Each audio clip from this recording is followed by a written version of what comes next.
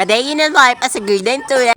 Hi for the go. So ayan, 6:25 na nga dyan ng umaga is gumigising pa lang ako dahil portfolio day namin dahil ako ay isang with honor. Samahan nyo ako ngayon is mag-breakfast and mag-ensayo para pumunta dun sa school kasi 7:30 yung start and ayan nga, kumain lang muna ako dyan ng McDo kasi si Papa kakauwi pa lang niya galing sa Tacloban.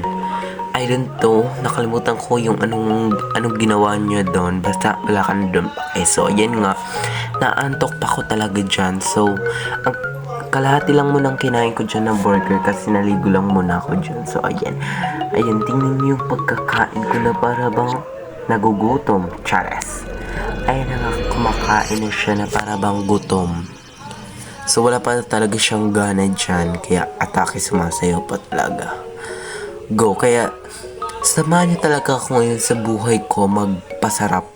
Dahil brand out dyan is, nag-unbox muna ako dyan ng parcel na rumating. Go. So, perfume nga yan. Di nga mabuksan yan. Pero, hinayaan ko na talaga. Magagamit ko rin naman yan. So, nag-11-11 kasi kaya ganun.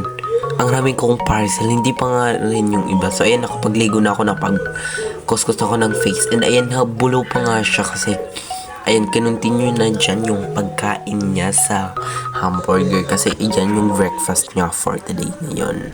So, ayan, nag-lotion lang muna siya. Nakalimutan ko yung lotion ko. Pero, I don't know. Basta, iyan yung lotion ko. And nag-spray lang ako sa taas. And, syempre, nag-skincare lang ako para mag-makeup papunta sa school. Alam ka naman di mag-makeup. And sa baba dyan is minimakapan si mama ni ate ng naturally lang. Hindi yung pam tsaka boom boom boom chares. So ayun na nga, nag-BB oil lang ako dyan. Aloe vera yung gamit kong BB oil kasi pampaputi siya ng siko. Kahit saan pwede mo ilagay sa mga maitim. So nag-pimple patch lang ako dyan na clear and nag-makeup ako dyan. Tapos, nag-powder, nag-blush, nag-curl, and everything. Nag-eyeliner. So, last na, lipstick, and setting spray. So, ayun nga, tapos na ako dyan. So, nakalimutan ko yung brace ilagay. So, ayan na yung brace. Nalagay ko na. And so, for pogi. Ay, hindi pogi. Ang ganda pala. So, yun yung mother ko and ako. So, nagsasalita ako na, ayan, naglakad lang ako dyan kasi malapit lang naman sa amin ng school and ayan na, nandyan na kami sa school and nakikinig ako sa program sa school. So ayan, hindi ko na video yung pagkuha ko ng certificate pero ayan na yung certificate ko na para bang ang daldal. So ayan nga, nakita namin yung pinsan namin kasi with honor rin yung pinsan ko. So sobrang easy lang itong vlog na to kasi marami pang ipapo.